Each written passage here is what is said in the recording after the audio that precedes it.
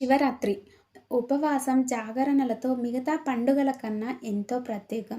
రాత్రిపూట పూజారికాలు జరపడం ఈ పండుగ రోజు చూస్తాం. బిల్వపత్రార్చనలు, రుద్రాభిషేకాలు, రుద్రాక్షమాల ధారణలు, విభూతి ధారణలు శివరాత్రి నాడు శివుడి ప్రీతి కోసం భక్తులు చేస్తుంటారు. అయితే కేవలం ఇలా ఏదో పూజలు, అభిషేకాలతో శివుడికి అర్పించి మళ్ళీ యథావిధిగా ఆ తర్వాత రోజున జీవితం గడపడమేనా? మరి ఈ పండగ వల్ల ఏదైనా ఇతర ప్రయోజనం ఉందా అని కాస్త హేతుబద్ధంగా ఆలోచిస్తే ఉన్నది అనే సమాధానమే కనిపిస్తుంది. ఈ సమాధానానికి ఒక ఉదాహరణగా లింగ పురాణంలో ఒక చక్కటి కథ ఉంది. ఆ మహాదేవుడే చెప్పిన కథ. ఇదే సాక్షాత్తు ఆ పరమేశ్వరుడే శివరాత్రి వ్రత స్వభావాన్ని పార్వతీదేవికి ఒక కథ ద్వారా చెప్పాడు. పూర్వం ఓ పర్వత ప్రాంతంలో ఒక బోయవాడు ఉండేవాడు.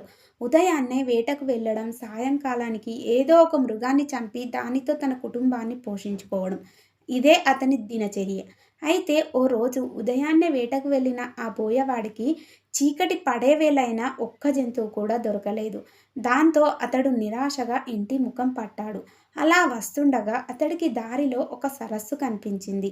రాత్రిపూట ఏదైనా జంతువు అక్కడికి నీళ్లు తాగడానికి వచ్చి తీరుతుందని, అప్పుడు దాన్ని సంహరించవచ్చని ఆ సరస్సు పక్కనే ఉన్న ఒక చెట్టు ఎక్కి కూర్చున్నాడు. తన కంటి చూపుకు అడ్డంగా ఉండటంతో ఒక్కొక్క ఆకులను తుంచి కింద పడేయడం చేశాడు ఆ బోయవాడు. ఊతపదంగా శివ శివ అంటుండేవాడు. అలా అనడం మంచో చెడో అతడికి తెలియదు. కానీ ఆ సమయంలో అలా అంటూనే కాలం గడిపాడు. అలా గడిపిన రాత్రి మహాశివరాత్రి పర్వదినం అని కూడా తెలియదు ఆ బోయవాడికి. రాత్రివేళ మొదటి జాము గడిచాక ఒక ఆడజింక నీళ్లు తాగేందుకు అటుగా వచ్చింది. దాని మీదకు బాణాన్ని ఎక్కుపెట్టాడు బోయవాడు. అయితే ఆ జింక తాను గర్భం దాల్చానని, నన్ను చంపడం అధర్మమని వదిలిపెట్టాలని ప్రాధేయపడింది. మామూలుగా అయితే అతడి మనసు క్రూరంగా ఉండేది. కానీ ఆ జింక గర్భవతి, పైగా అది మానవ భాష మాట్లాడేసరికి బోయవాడు దాన్ని ఏమీ చేయలేకపోయాడు. అలా రెండో జాము కూడా గడిచింది. అప్పుడు ఇంకొక ఆడజింక అటుగా వచ్చింది. దానిని సంహరించాలనుకునే లోపే అది కూడా మానవ భాషలో తన భర్త కోసం వెతుకుతూ విరహంతో కృషించి ఉన్నానని, పైగా బక్క చిక్కిన తన శరీర మాంసంతో అతని కుటుంబానికి ఆకలి తీరదంటూ విడిచిపెట్టమని కోరింది. ఒకవేళ మరి కాసేపటి దాకా ఏ జంతువు రాకపోతే తానే తిరిగి వస్తానని, అప్పుడు సంహరించమని వేడుకుంది. మొదట కనబడిన ఆడజింక కూడా అలాగే పలికిన సంగతి గుర్తు తెచ్చుకొని బోయవాడు ఆశ్చర్యపోయాడు. మూడో జాము గడిచేసరికి ఒక మగ జింక అతడికి కనిపించింది. దాన్ని బాణంతో కొడదామని అనుకునే లోపే అది కూడా మాట్లాడింది. రెండు ఆడజింకలు ఇటుగా వచ్చాయా అని బోయవాడు వచ్చాయి. తనకు ఏ జంతువు దొరకకపోతే తామే ఆహారంగా వస్తామని కూడా తనకు చెప్పినట్లు మగ జింకకు తెలిపాడు బోయవాడు. అప్పుడు మగ జింక అయితే ఆ రెండు జింకలను ఒకసారి చూసుకుని వస్తానని, అప్పుడు తనను సంహరించమని పలికి వెళ్ళింది. ఇంతలో నాలుగో జాము కూడా గడిచి సూర్యోదయ సమయం దగ్గర పడింది. బోయవాడు తనకు మాటిచ్చి వెళ్ళిన మూడు జింకల కోసం ఎదురు చూస్తూ చెట్టు మీదనే కూర్చున్నాడు. అయితే ఇంతలో మరొక జింక దాని పిల్ల అటుగా రావడం కనిపించింది. విల్లు ఎక్కుపెట్టిన బోయవాడితో ఆ జింక కూడా తన పిల్లను ఇంటి దగ్గర విడిచి వస్తానని, అప్పటిదాకా ఆగాలని పలికి వెళ్ళింది. మరికొద్దిసేపటికి నాలుగు జింకలు బోయవాడికి ఇచ్చిన మాట ప్రకారం సత్యానిష్టతో అతని ముందుకొచ్చి ముందుగా తనను చంపమంటే తనను చంపాలని ప్రాధేయపడ్డాయి.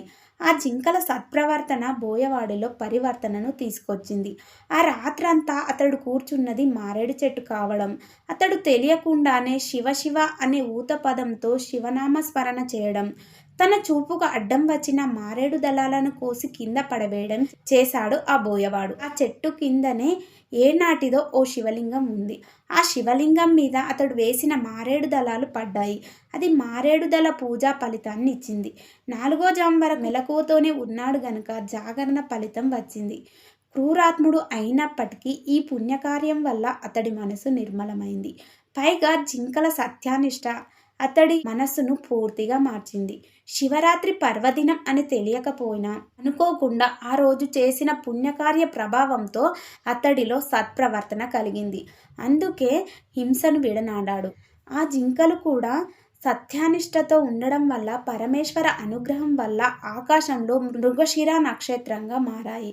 ఆ నక్షత్రానికి ఆ నక్షత్రానికి వెనుక ఉజ్వలంగా ప్రకాశిస్తూ లుబ్ధక నక్షత్రం అనే పేరుతో బోయవాడు నిలిచిపోయాడు. హింస చేయాలనుకున్నప్పుడు క్షణకాలం పాటు ఆగి ఆలోచిస్తే మనసు దాని నుంచి మరలుతుంది.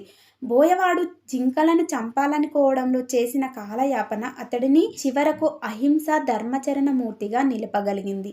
సత్యధర్మ పారాయణులు, అహింస మార్గాన్ని అనుసరించిన వారు సుస్థిర కీర్తితో నిలిచిపోతారని ఓ సామాజిక సందేశం శివరాత్రి కథలో కనిపిస్తుంది.